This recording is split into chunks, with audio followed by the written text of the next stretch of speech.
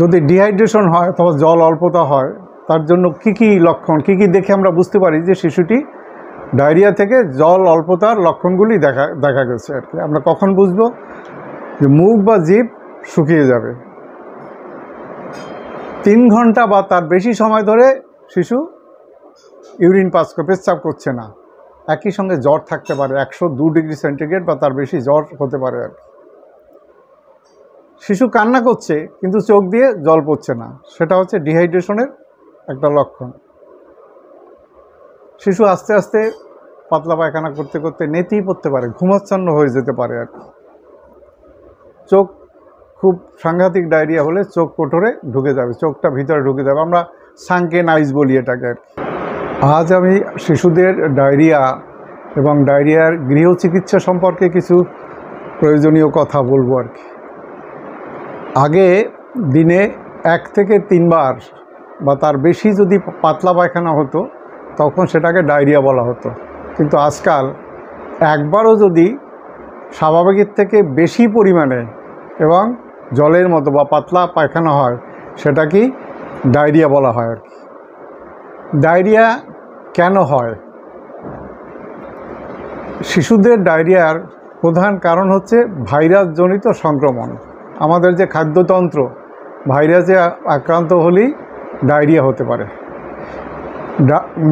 Virus ছাড়াও bacteria বা পরজীবী দ্বারা আক্রান্ত হলেও তবেও ডায়রিয়া হতে পারে আর কি। তাছাড়া খাদ্যে বিষক্রিয়ার জন্য ডায়রিয়া হয়, অথবা কিছু ড্রাগ ওষুধপত্র তার জন্য ডায়রিয়া হতে পারে আর কি। ডায়রিয়া হলে কি লক্ষণ দেখে আমরা বুঝতে পারবো বাড়িতে বসে যে বাচ্চাটা ডায়রিয়া হয়েছে বা এরকম প্রবলেম হয়েছে আর কি। হয় পেটে ব্যথা হয়, পেট ফেঁপে যায়, তারপরে ডিহাইড্রেশন মানে কি শরীর থেকে যদি জল বেরিয়ে যায়, বাংলায় যেটাকে আমরা বলি জল অল্পতা, তাহলে ডিহাইড্রেশন হয়। তার জন্য কি হতে পারে? রোগীর চোখ কোটরে ঢুকে যায়, চামড়া কুঁচকে যায়, বেশি পাতলা পায়খানা হলে নেতিয়ে পড়তে পারে, অজ্ঞান হয়ে যেতে পারে, এগুলো সবই ডায়রিয়ার লক্ষণ। প্রথমে পেচ্ছাপ কম করবে, বাচ্চা পেচ্ছাপ কম করবে, তারপরে এমন হতে পারে যে পেচ্ছাপ একদম বন্ধ হয়ে গেল, সেটাকে আমরা সাংঘাতিক ধরনের ডায়রিয়া বলি আর কি। এই যে সংক্রমণজনিত ডায়রিয়া, এটা স্বল্পমেয়াদী হতে পারে, 3 থেকে 5 দিন স্থায়ী হয়, এটাকে আমরা স্বল্পমেয়াদী বলি। আবার দীর্ঘমেয়াদী হতে পারে। যদি স্বল্পমেয়াদী ডায়রিয়া হলে আমরা সাধারণত ধরে নেই যে ভাইরাস দ্বারা শিশু আক্রান্ত হয়েছে। এটা যদি 7 থেকে 10 দিনের বেশি পারসিস্ট করে, বেশি সময় ধরে ডায়রিয়া থাকে, তখন আমরা অন্য কারণ খুঁজি, যেমন ইরিটেবল বাউল সিনড্রোম একটা রয়েছে, inflammatory bowel disease, coeliac disease, এইসব নানা পারসিস্টেন্ট ডায়রিয়া, নানা কারণে ডায়রিয়াটা 7 দিন বা 10 দিন বা তার আরও বেশি দিন ধরে পারসিস্ট করতে পারে। তার জন্য আলাদাভাবে তাহলে আমাদের পরীক্ষা নিরীক্ষা এবং চিকিৎসা আলাদাভাবে করতে হবে আর কি। আমরা সবসময় অ্যাকিউট ডায়রিয়ার কনসার্ন, যে স্বল্পমেয়াদী ডায়রিয়া যেটা শিশুদের সবথেকে বেশি হয়, তার চিকিৎসা বা লক্ষণ এইগুলো নিয়ে আমরা বেশি কনসার্ন, এবং শিশুকে হাসপাতালে পাঠানোর আগে পর্যন্ত বাড়িতে যা যা করা প্রয়োজন বা করা যায় সেগুলো চেষ্টা করা হয় আর কি। যদি ডিহাইড্রেশন হয় অথবা জল অল্পতা হয় তার জন্য কি লক্ষণ কি দেখে আমরা বুঝতে পারি যে শিশুটি ডায়রিয়া থেকে জল অল্পতার লক্ষণগুলি দেখা গেছে আর কি। আমরা কখন বুঝবো? যে মুখ বা জিভ শুকিয়ে যাবে, 3 ঘন্টা বা তার বেশি সময় ধরে শিশু ইউরিন পেচ্ছাপ করছে না, একই সঙ্গে জ্বর থাকতে পারে, 102 ডিগ্রি সেন্টিগ্রেড বা তার বেশি জ্বর হতে পারে আর কি। শিশু কান্না করছে কিন্তু চোখ দিয়ে জল পড়ছে না, সেটা হচ্ছে ডিহাইড্রেশনের একটা লক্ষণ। শিশু আস্তে আস্তে পাতলা পায়খানা করতে করতে নেতিয়ে পড়তে পারে, ঘুমাচ্ছন্ন হয়ে যেতে পারে আর কি। চোখ খুব সাংঘাতিক ডায়রিয়া হলে চোখ কোটরে ঢুকে যাবে, চোখটা ভিতরে ঢুকে যাবে, আমরা সানকেন আইস বলি এটাকে আর কি। এবারে এই ডায়রিয়া বা ডিহাইড্রেশন হলে তার চিকিৎসা কিভাবে আমরা করি আর কি। এবারে এই যে ডিহাইড্রেশন বা জল অল্পতা, এটাকে সাধারণত 3 ভাগে ভাগ করা হয় আর কি। অনেক সময় এমন আছে যে ডায়রিয়ার বা ডিহাইড্রেশনের কোনো লক্ষণ নেই, কিন্তু পাতলা পায়খানা করছে বাচ্চা, কিন্তু কোনো লক্ষণ দেখা যাচ্ছে না, তখন সেটাকে আমরা বলি যে নো ডিহাইড্রেশন, মানে জল অল্পতা নেই। আবার যখন যে ডিহাইড্রেশনের যে লক্ষণগুলো তার যদি 2 বা তার বেশি থাকে, তখন সেটাকে বলা হয় সাম ডিহাইড্রেশন, মানে কিছু জল অল্পতা রয়েছে। আবার যখন ডিহাইড্রেশনের বেশিরভাগ লক্ষণই পরিলক্ষিত হয়, দেখা যায়, তখন আমরা সেটাকে বলি সাংঘাতিক ধরনের ডিহাইড্রেশন।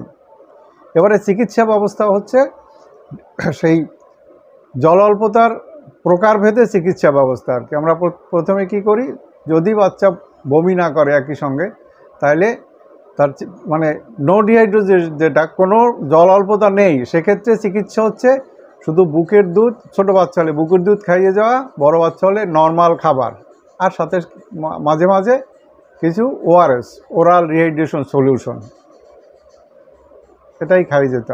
আর বড় বাচ্চা হলে যে বাড়িতে যে খাবার খায়, স্বাভাবিক খাবারগুলো খাইয়ে যেতে হবে। এবারে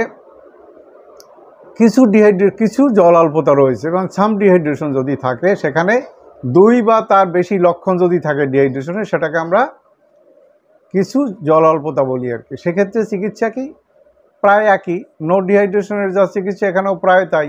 একটু সাদা জল, মাঝে মাঝে ওআরএসের জল, এটা খাওয়াতে হবে।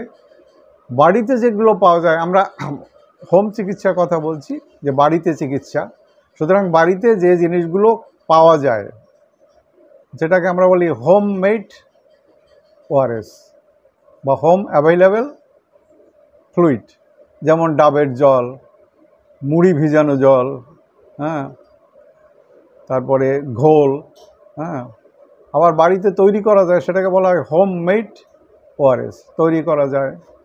যেমন 1 লিটার জলের মধ্যে পানীয় জল, মানে ভালো জল, যে জল সবাই খায়, জলের মধ্যে 6 চামচ চিনি এবং 1 চামচ মানে 5 গ্রাম নুন দিয়ে এটা বাড়িতে ওআরএস তৈরি করা যায়। সেটাও বারবার শিশুকে খাওয়ালে ওআরএসের যে প্যাকেট যে ওআরএস যেগুলো পাওয়া যায় দোকানে, তারই মতো কাজ করে আর কি। এবারে যদি কারো সিভিয়ার ডিহাইড্রেশন বা সাংঘাতিক ধরনের জল অল্পতা থাকে, সেক্ষেত্রে ডাক্তারের পরামর্শ নেওয়া, আইভি ফ্লুইড দেওয়া, এগুলো জরুরি হয়ে পড়ে আর কি।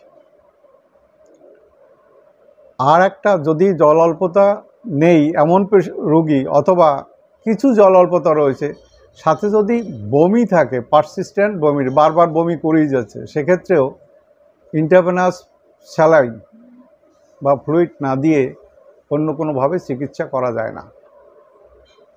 আর বমিটা কমে গেলেই তারপরে বাচ্চাকে নর্মাল খাবার মুখে, ওআরএস শুধু নয়, নর্মাল খাবার, শুধু ছোটো বাচ্চা হলে তাদের মায়ের দুধ, হ্যাঁ, এবং বাড়ির খাবার, নর্মাল খাবার খাবে, এটাই হচ্ছে নিয়ম।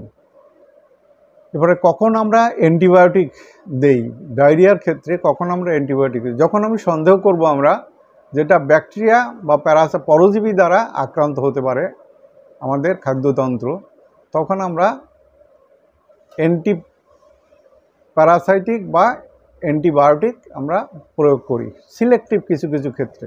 এই চিকিৎসা একমাত্র হসপিটালেই করা সম্ভব, বাড়িতে সাধারণত করা হয় না, বা শিশুরোগ বিশেষজ্ঞ বা ডাক্তারের পরামর্শ ছাড়া অ্যান্টিবায়োটিক অথবা এই আইভি ফ্লুইড বাড়িতে ইন্টারভেনাস ফ্লুইড দেওয়ার চেষ্টা করা ঠিক নয়।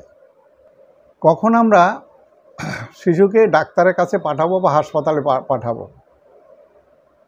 নাম্বার 1, যদি আমরা দেখি বাচ্চা ঘন ঘন বমি করছে, ওআরএস খাওয়ানোই যাচ্ছে না।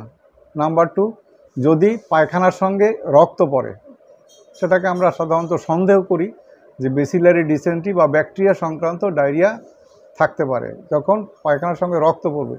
যদি শিশুর ডায়রিয়ার সঙ্গে যদি জ্বর থাকে এবং যদি ছোট শিশু একদম পান করতে পারছে না, দুধ খেতে পারছে না, নেতিয়ে পড়ছে, হ্যাঁ, সেক্ষেত্রে আমরা যত দ্রুত সম্ভব ডাক্তারের কাছে নিয়ে যাব।